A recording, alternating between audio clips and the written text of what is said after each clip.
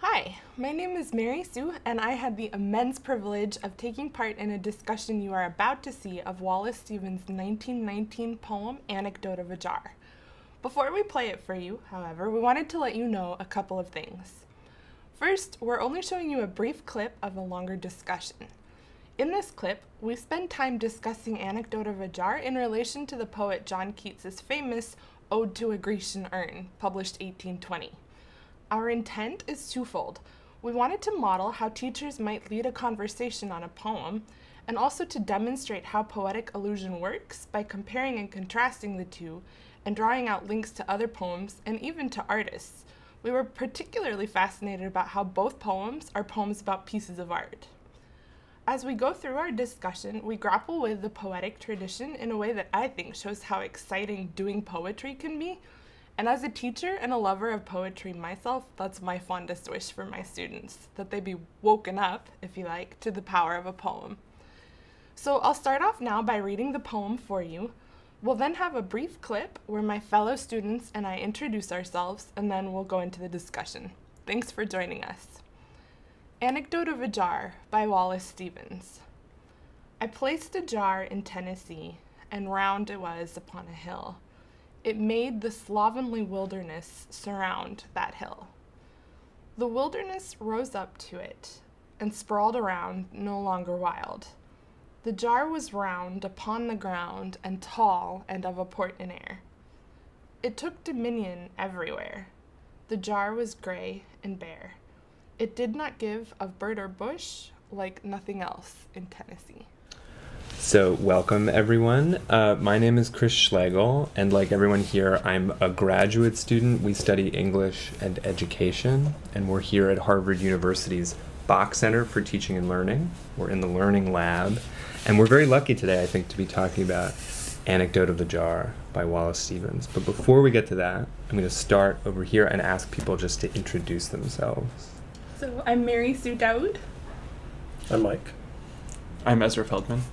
I'm Michael Allen. Michael has prepared some thoughts on it, and it has to do with an intertext that Michael over on this side introduced. So I wonder, Michael, if you'd feel comfortable talking a little bit about that. Sure, and I guess just to introduce it, so the other, I think, quite important and strong intertext here is John Keats' poem, Ode in a Grecian Urn, which I'm sure everyone has encountered at some point or in some way. O Attic shape, fair attitude, with breed of marble men and maidens overwrought, with forest branches and the trodden weed, thou, silent form, dost tease us out of thought as doth eternity.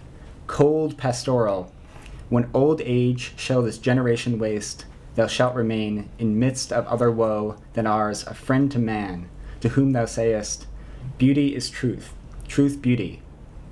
That is all ye know on earth, and all ye need to know. So, gets me every time. Yeah, I know, it works. It still works. Yeah.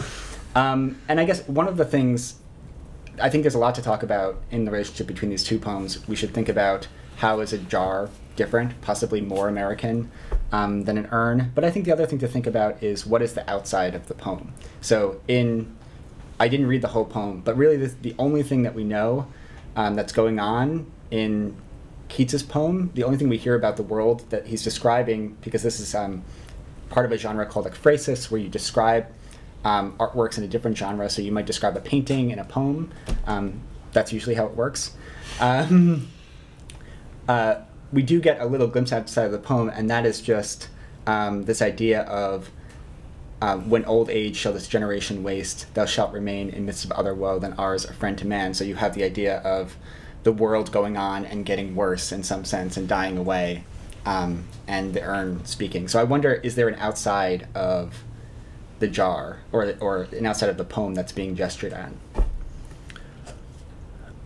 I mean, yeah, it seems central to the comparison between the two. One thing I might venture is if, again, to talk about how light is guided into and I think flung away from the jar, which was something Mary Sue introduced.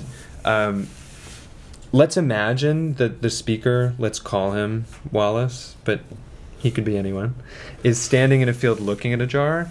it's not inconceivable that there could be an image or a refraction of light such that there is a face of that person looking at the jar that becomes a part of the jar, right? That's a kind of phantasm of what's actually happening in Keats, right? Where you have figures on the urn. And I wonder if this, in some ways, is a poem for an age when even the notion of imprinting the image on the object itself, or believing that the image on the object is going to outlast all the other stuff that's being bulldozed and, turned into shopping outlets or whatever's happening around it in Tennessee, that would remain. That seems to be called into question here, right? What we have remaining is the jar, the blankness or the emptiness, the gray bareness that remains, where the image might be fleeting but can't be sort of imprinted on it. Like, I wonder if that's part of it. I just, to build on that idea, I mean, I think for Keats, one of the great values of the urn is that it contains the ode, and that the actual artistic creation is a reflection of this higher order principle or essence, that truth is beauty, beauty is truth. That's all you need to know, right? That it's reflecting a kind of larger moral, spiritual law, which itself is, in a poem like by Shelley in Mont Blanc, he says the secret strength of things which governs all thought, right? This sense of there being a higher law that's informing poetry. And here I think we see a reversal of that in a somewhat ironic way, right? I mean, this is a literal jar. The Dominion is a pun, right? There's a brand of jars called Dominion jars that Stevens is actually placing in the wilderness, right? That's great. So it's kind of ironically playing on that and saying, actually, it's not so much essence, but it's experience, right? It's the way in which the jar interacts with the environment, and actually, in the poem, is essentially not killing it, but definitely not flourishing in a way that's positive. It doesn't give a bird or bush. It's gray and bare, right? Yeah. It's a sense of... Well, go ahead. Well, it makes me think also that the difference between the Grecian urn, which would have to be made by an individual, and the jar, which we presume is mass-produced, is then reflected in the fact that the Grecian urn, in virtue of having the figures painted on it, gets to speak in Keats's poem, right? It turns around. That whole notion, beauty is truth, truth, beauty, that's not spoken in the voice of the poet. No, it's the urn speaking, right? Whereas this jar is clearly not the kind of thing that's going to get to speak in virtue of being, as you said, gray and bare. Right, unless the anecdote of the jar is anecdote by the jar, which I think we've argued is probably not the case, right?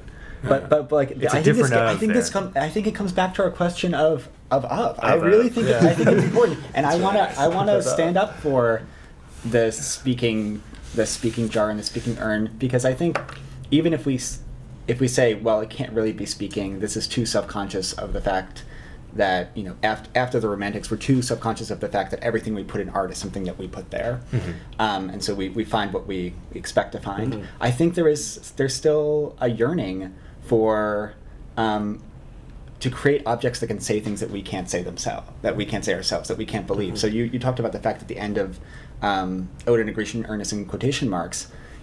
Art objects are things that can say beauty is truth, truth is beauty, and believe it. Yes. Like, human beings are not like that. And I think that's the negative capability in a different angle, right? That's the emptiness, right? That the poet can create the poem that speaks beyond in some way, speaks into the unknowing of that. And I'm very struck by one of the first things you said, Chris, which was about how this is a poem about the imagination, and about how different objects relate in the world, and about the pleasures of the imagination. But it's also about feeling. There's a kind of passage through different feelings, and so if this is in Ars Poetica, if it's a description of how you make art in the world, it's beautiful and powerful because that description is linked to what it feels like to fail to perhaps get everything you want out of that experience. I like to imagine Keats as having anticipatorily plagiarized this poem. Keats knew that Stevens was going to write this poem, right? Stevens has rewritten Keats. So there's a kind of bidirectionality of influence here, right? Of course, we know historically that it could have only gone one way, but after having read Stevens, I don't think we can see the Keats in the same way. I don't want to give myself the last word, so Michael, take it away. You have the last word. Well, I think just to build on that concept of the bidirectionality of influence, but to kind of move it across different mediums, I think there are other sort of forms of modern art that are going on at the same time that maybe are not identical, but that are similar to the sort of questions this poem is asking. Duchamp, for example, putting a urinal. Exactly, Yeah. in a right. museum. In the museum. His anecdote of the urinal. Exactly, Yeah. right. And having this concept of the ready-made, Yes. taking these manufactured objects and Yes. putting them on display in art, and that To act- recontextualize. Exactly, to Yeah. recontextualize and to make us actually wonder, well, what is the role of art? Well, yeah, I think this has been a really great conversation, and now Thank we'll you. recontextualize it by Right. putting it online. Exactly. Thanks, everyone. It's such a Thank pleasure. you. Yeah, it was That was great. really fun. Thanks.